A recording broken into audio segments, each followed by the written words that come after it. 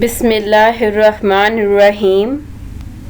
Assalamu alaikum students. Today we will discuss class 9th biology. Chapter 3 Biodiversity. Now, in today's lecture we will discuss the review questions, in which we will discuss the multiple choice questions. Then we will discuss the short questions, and at the end we will discuss the understanding the concepts means long questions as well. Okay students, now we will start today's lecture. We will discuss the multiple choice question which are given on the page number 48.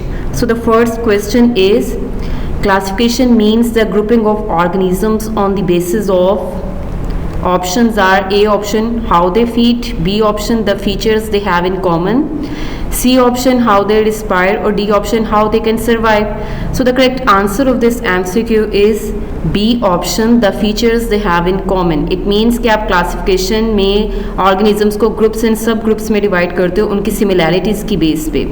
So the next MCQ is the kingdom protista includes. Options are A option unicellular and simple multicellular organisms with prominent nucleus, B option true multicellular organism with no prominent nucleus, C option true multicellular organisms with prominent nucleus, or D option unicellular organisms with no prominent nucleus. So the correct answer of this MCQ is A option unicellular and simple multicellular organisms with prominent nucleus. Basically ये जो true multicellular organisms हैं with no prominent nucleus, ये कोई भी kingdom का feature नहीं है, characteristic नहीं है. देन ये जो सी ऑप्शन है true multicellular organisms with prominent nucleus, इसमें आपके किंगडम प्लांटी भी आ जाते हैं, किंगडम एनिमीलिया भी आ जाते हैं, किंगडम फंजाई के ऑर्गेनिजम्स भी आ जाते हैं. देन जो डी ऑप्शन है unicellular organisms with no prominent nucleus, इसमें आपके आ जाते हैं कि किंगडम मोनब्रास के ऑर्गेनिजम्स आ जाते हैं. सो इसमें जो किंगडम प्रोटिस्टा के जो ऑर्गेनिजम्स हैं उनका जो करेक्टर है वो क्या है, unicellular and simple multicellular organisms with prominent nucleus.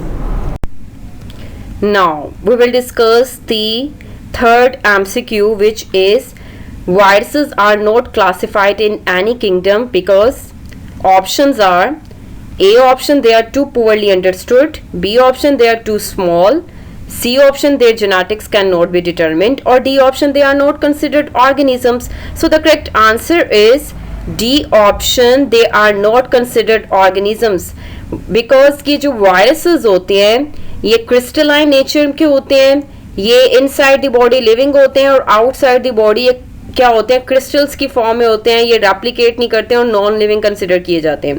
Then अब ये ए सेलुलर पार्टिकल है, इनमें सेलुलर ऑर्गेनाइजेशन नहीं होती, सो इसको हम ऑर्गेनिज्म कंसिडर नहीं करते, सो दैट्स वाई इसको हम किसी भी किंगडम में क्या करते हैं, क्लासीफाई नहीं करते. देन फोर्थ MCQ है, viruses are assigned to the kingdom.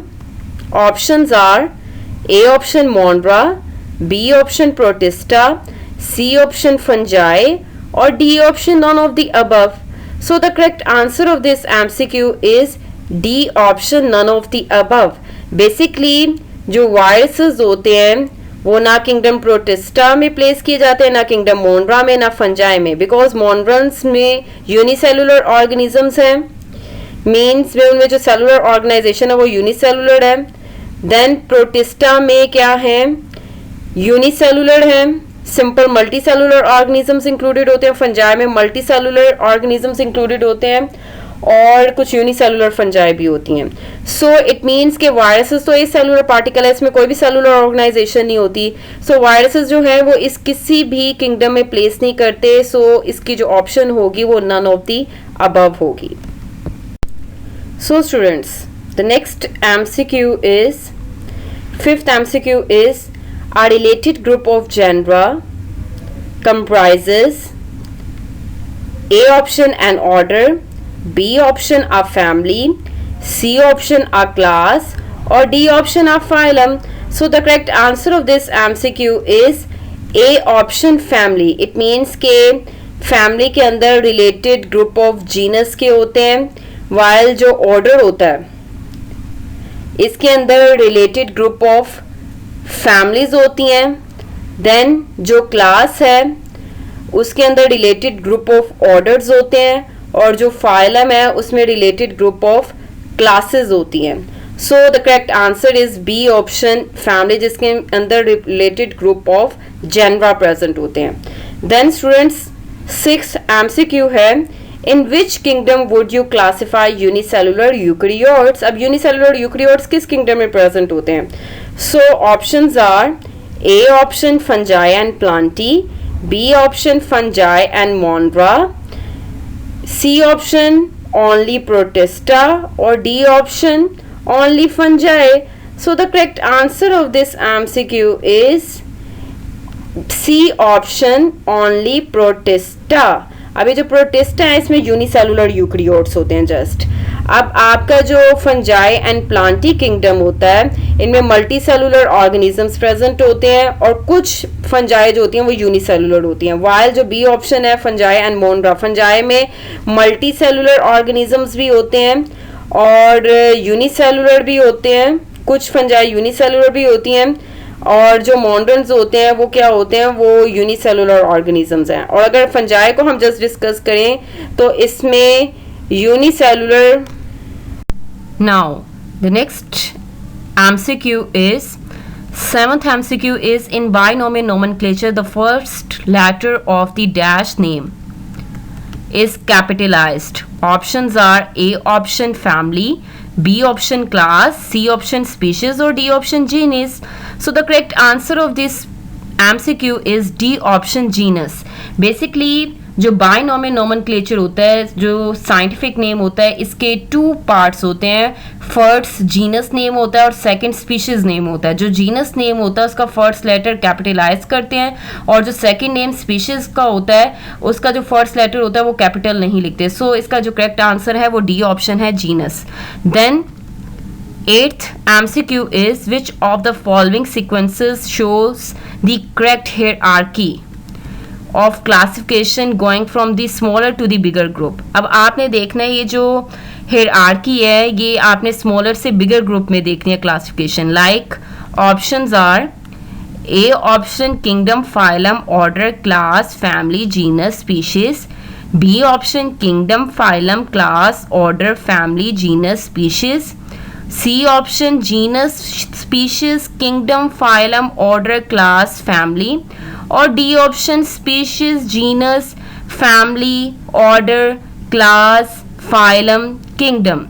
So the correct answer is D option species, genus, family, order, class, phylum, kingdom. Basically जो A ऑप्शन है इसमें किंगडम सबसे लार्जेस्ट ग्रुप होता है, सो ये आपकी करेक्ट ऑप्शन नहीं है. देन B जो ऑप्शन है इसमें किंगडम सबसे पहले आया हुआ है, हमने स्मॉलर टू बिगर ग्रुप देखने, तो इसके अकॉर्डिंग आपकी बी ऑप्शन भी रॉन्ग है क्योंकि किंगडम लार्जेस्ट ग्रुप है. देन सी ऑप्शन में अगर हम देखें तो जीनस फर्स्ट आया हुआ है, देन स्पीशीज आया हुआ है. मीन्स के स्पीशीज स्मॉलेस्ट ग्रुप होता है एज कम्पेयर टू जीनस, तो ये सीक्वेंस भी रॉन्ग है. सो जो लास्ट सीक्वेंस है डी ऑप्शन, ये स्मॉलर टू बिगर ग्रुप है, मीन्स के स्पीशीज सबसे ज़्यादा स्मॉलेस्ट ग्रुप है. देन अगर हम ऑनवर्ड्स आगे मूव करें, जीनस में जाएं, फैमिली में जाएं, ऑर्डर में जाएं, क्लास में जाएं, फाइलम, किंगडम, तो हम स्मॉलेस्ट से बिगेस्ट ग्रुप की तरफ मूव करें, मीन्स के किंगडम की तरफ मूव करें. So the correct answer is D option.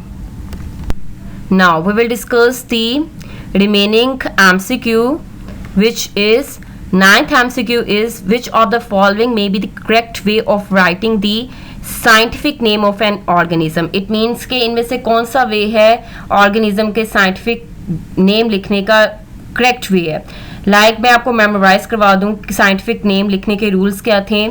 Firstly आपने जो साइंटिफिक नेम है अगर प्रिंटेड फॉर्म है तो इटैलिक्स में लिखा जाता है, और इसके 2 पार्ट्स होते हैं. फर्स्ट जीनस नेम होता है, सेकंड स्पीशीज नेम होता है. जीनस का फर्स्ट लेटर कैपिटल होता है, स्पीशीज का जो फर्स्ट लेटर होता है वो कैपिटलाइज नहीं होता.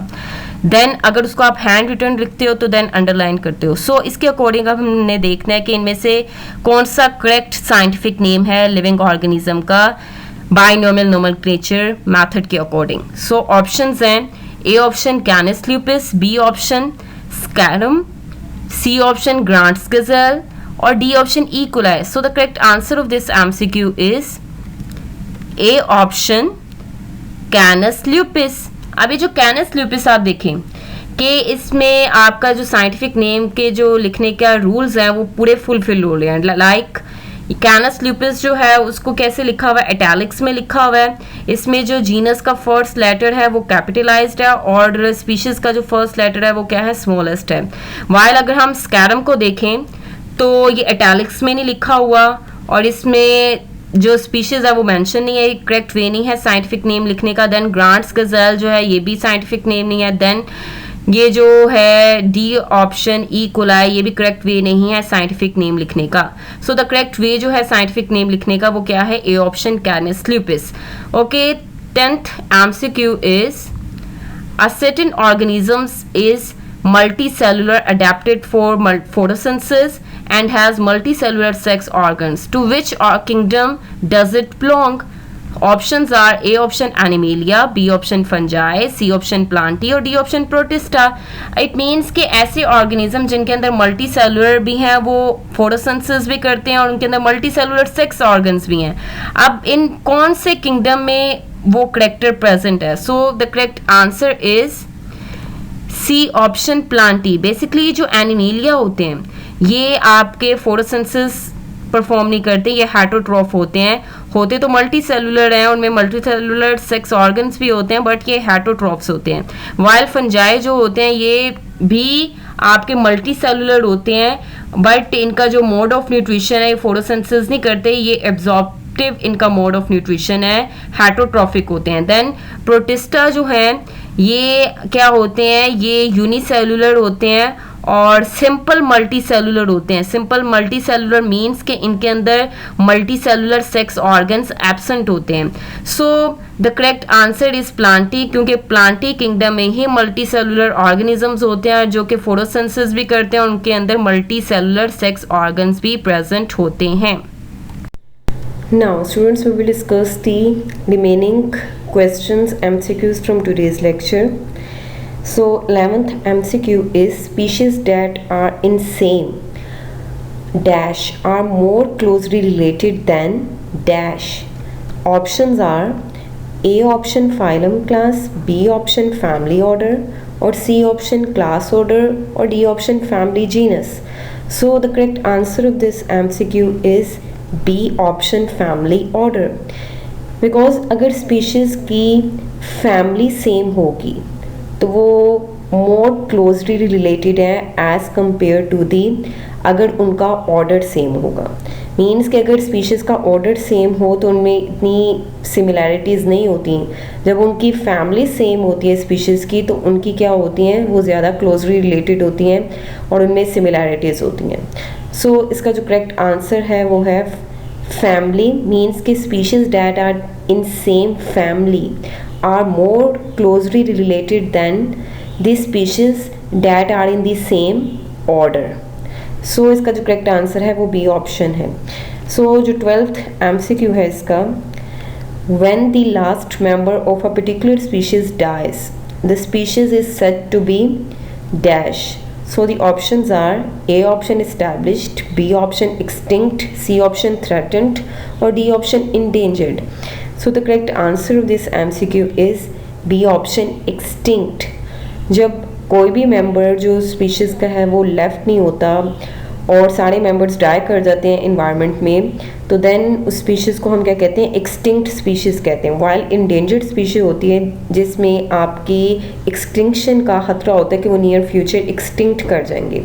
Now students 13th MCQ is in which season Hobara bustard migrates to Pakistan and settles here. So the options are A option summer, B option spring, C option autumn or D option winter. So the correct answer of this MCQ is D option winter. Means कि Houbara bustard जो है पाकिस्तान में जो चोलिस्तान और third desert में settle होता है वो विंटर सीजन में होता है। सो स्टूडेंट्स ये हैं review questions, multiple choice questions of chapter 3 biodiversity. Okay students, now we will discuss the short questions which are given on page number 49 of your textbook page number. So the first short question is, what is the difference between the modes of nutrition of fungi and animals? अब आपने इनको differentiate करना है, तो आपने इसका answer कैसे लिखना है, like modes of nutrition in fungi, modes of nutrition in animals. अब आपने इनको डिफ्रेंशिएट करना है। फर्स्ट जो डिफरेंस है वो क्या है, फंजाई में they are heterotrophs and absorptive in their nutritional mode. While अगर हम इसका कंट्रास्ट करें एनिमल्स के साथ, तो एनिमल्स क्या हैं, they are heterotrophs and ingestive in nutritional mode. While अगर हम इसका सेकेंड डिफरेंस देखें, तो most fungi are decomposer, they live on organic matter, secrete digestive enzymes.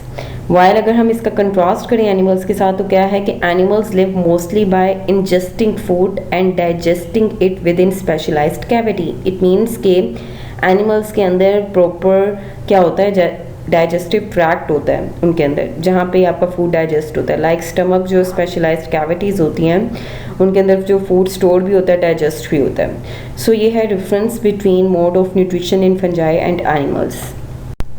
Now we will discuss the remaining short questions. Like second short question is, it is difficult to use the criterion of interbreeding to define species of unicellular organisms. Why? कि जो interbreeding का criteria है उसको हम use क्यों नहीं कर सकते यूनिसेलुलर ऑर्गेनिजम्स के लिए, वो क्या रीज़न है, क्यों ये डिफ़िकल्ट है कि हम ये क्राइटेरिया यूज़ करें यूनिसेलुलर ऑर्गेनिजम्स को डिफ़ाइन करने के लिए, वो हमने अब रीज़न देखनी है। लाइक इसका आंसर है, the criteria of interbreeding cannot be used for species recognition in organisms like many unicellular organisms who reproduce asexually and do not interbreed with one another. अब ये जो क्राइटेरिया इंटरब्रीडिंग का हम वो इस वजह से नहीं यूटिलाइज कर सकते यूनिसेलुलर ऑर्गेनिजम्स की स्पीशीज़ को डिफाइन करने के लिए, क्योंकि जो यूनिसेलुलर ऑर्गेनिजम्स हैं वो क्या करते हैं, वो एसेक्सुअल रिप्रोडक्शन करते हैं, वो इंटरब्रीडिंग नहीं करते, वो सेक्सुअल रिप्रोडक्शन नहीं करते। So that's why it is difficult to use the criterion of interbreeding to define species of unicellular organisms. Okay students, then जो third short question है वो क्या है, how are taxonomy and systematics related? So students अभी इनका हमने relationship देखना है। like taxonomy की अगर हम definition देखें, the branch of biology which deals with classification is called taxonomy. Then systematics क्या है, the branch which deals with the classification and also traces the evolutionary history of organisms is known as systematics. Okay students, अगर हम इसका relation देखें taxonomy और systematics का, तो ये क्या है, the main aim of both of these branches is to determine similarities and differences among organisms so that they can be studied easily. अगर हम दोनों का aim देखें तो दोनों में जो common चीज़ है वो क्या है, वो ये है कि इन्होंने जब क्लासिफिकेशन करनी होती है ऑर्गेनिज़म की, तो देन उनमें सिमिलैरिटीज़ और डिफरेंसेस की बेस पे ऑर्गेनिज़म्स को ग्रुप्स एंड सब ग्रुप्स में डिवाइड करते हैं ताकि उनको इजीली स्टडी कर दिया जाए। सो ये है answer, how are taxonomy and systematics related. Now students, we will discuss the next short question. So the fourth short question is differentiate between the terms extinct and endangered. जैसे कि मैंने आपको पहले भी इन टर्म्स के बारे में differentiate करवाया है कि इनमें डिफरेंसेस क्या हैं, हम दोबारा इसको डिस्कस कर लेते हैं। लाइक स्टूडेंट्स, अगर हम एक्सटिंक्ट और endangered में डिफरेंस देखें तो देन एक्सटिंक्ट क्या है, in an ecosystem a species is called extinct when there is no doubt that the last individual of that species has died in that ecosystem. For example, dinosaurs. It means कि extinct species वो होती हैं जब आपको doubt नहीं होता कि उसका कोई भी मेंबर जो है वो आपके इकोसिस्टम में लेफ्ट है, जैसे कि डायनासोर्स हैं। देन endangered species क्या होती हैं, a species is called endangered when it is at risk of extinction in near future. अगर आपकी स्पीशीज़ को थ्रेट है कि वो नियर फ्यूचर क्या हो जाएंगी, एक्सटिंक्ट हो जाएंगी, ख़त्म हो जाएंगी, तो देन हम ऐसी स्पीशीज़ को इंडेंजर्ड कहते हैं। लाइक अगर हम इसकी एग्जांपल देखें तो क्या है, Indus dolphin etcetera. Now students, we will discuss the last short question which is given on the page number 49 of your textbook. So fifth short question is, what are the contributions of Whittaker, Margulis and Schwartz in taxonomy? So students, इसका answer क्या है, Robert Whittaker. In 1967 Robert Whittaker introduced the 5 kingdom classification system. Basically 1967 में Robert Whittaker ने 5 kingdom classification system introduce करवाया था। Then Margulis and Schwarz की क्या है contributions? Like in 1988 Margulis and Schwartz modified the five kingdom classification of Whittaker. They considered genetics along with cellular organization and mode of nutrition in classification. They classified the organisms into the same five kingdoms as proposed by the Whittaker. अब Robert Whittaker ने basically five kingdom classification system introduce करवाया था 1967 में, but जो Margulis and Schwarz हैं उन्होंने later on क्या किए थे, मॉडिफिकेशंस की थी थोड़ी सी फाइव किंगडम क्लासिफिकेशन में। वो क्या थी कि उसने जेनेटिक्स को भी कंसिडर किया था सेलुलर ऑर्गेनाइजेशन और मोड ऑफ न्यूट्रिशन के साथ। सो बाकी इसके सारे किंगडम्स जो थे वो बिल्कुल जस्ट जैसे रॉबर्ट विटेकर ने प्रपोज किए थे five kingdoms, just like Margulis and Schwartz ने भी वैसे ही वही किंगडम्स प्रपोज किए थे। सो ये है आंसर फिफ्थ शॉर्ट क्वेश्चन का, what are the contributions of Whittaker, Margulis and Schwartz in taxonomy. Now students, we will discuss the understanding the concepts. So these questions are given on page number 49 of your textbook. So the first question is relate the importance of biodiversity with natural ecosystem through examples. अब इसका जो answer है given आपके textbook page number 32 पे given है। Then explain the aims and principles of classification keeping in view its historical background. So students इसका जो answer given है वो आपके textbook page number 33 till 35 पे गिवन है। देन क्वेश्चन 3 है explain the base for establishing 5 kingdoms of living organisms. So students इसका जो आंसर है गिवन है वो आपके पेज नंबर 37 पे गिवन है। अगर मज़ीद आपने इनकी हेल्प लेनी है क्वेश्चंस की तो आप वीडियो लेक्चर से इसकी हेल्प ले सकते हो। Now we will discuss the remaining questions. Like fourth question is justify why viruses are excluded from the 5 kingdoms classification system. So the answer is, ये आपका जो आंसर है वो पेज नंबर 39 पे गिवन है, टेक्स्ट बुक पेज नंबर 39 पे given है। Then fifth question है describe the AIIMS and principles of binomial nomenclature. So students इसका जो आंसर है वो आपका text book page number 39 till 40 पे गिवन है। देन सिक्स क्वेश्चन है explain the impact of human beings on biodiversity. So students इसका जो आंसर है वो आपका गिवन है पेज नंबर 41 till 42 पे, और इसमें जो जितने भी साइड बॉक्सेस इंक्लूडेड हैं related to the introduction and removal of species वो भी इसके अंडर आएंगे। सो स्टूडेंट्स आपके जो पॉइंट्स हैं इस क्वेश्चन में, उनमें आपके जो मेन पॉइंट्स हैं वो लाइक आपने उनमें हैबिटेट लॉस को एक्सप्लेन करना है, डिफॉरेस्टेशन को एक्सप्लेन करना है, ओवर हंटिंग को, इंट्रोडक्शन और रिमूवल ऑफ स्पीशीज़ को, पोल्यूशन एंड क्लाइमेट चेंज को ब्रीफली एक्सप्लेन करना है आपने इन पॉइंट्स को लॉन्ग क्वेश्चन के लिए। और इसकी आप हेल्प जो है वो आप ले सकते हो इंटरनेट से, मीन्स कि इनकी इंफॉर्मेशन जो है वो आप इंटरनेट से भी ले सकते हो। देन आप जो है इन पॉइंट्स को क्या करोगे, ब्रीफली डिस्क्राइब करोगे इस लॉन्ग क्वेश्चन में। Now students, we will discuss the remaining questions. Like seventh question is identify causes of deforestation and its effects on biodiversity. So students इसका जो आंसर है वो गिवन है text book page number 43 till 44 पे। Then जो 8 question है वो क्या है describe some of the programs running in Pakistan for the conservation of biodiversity. So इसका जो आंसर है गिवन है वो पेज नंबर है 44 till 45 of your textbook. So students, in today's lecture we have discussed the review questions of chapter 3 biodiversity.